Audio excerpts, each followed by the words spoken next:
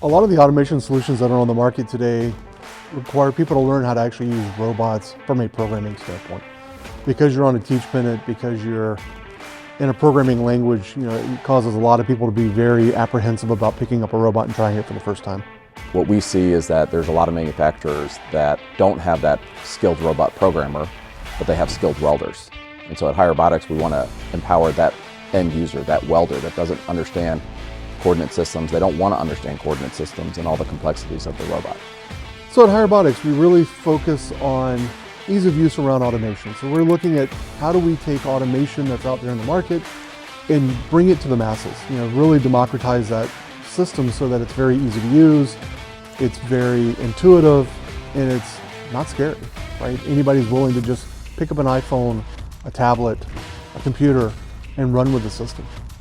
So we don't program on a teach pendant. You don't need to know the software that comes on those. You don't need to know the coordinate systems to move them around remotely, like a lot of traditional robots. You do all the programming on our mobile app, which runs on a phone or a tablet. So it's as easy as sending a text message.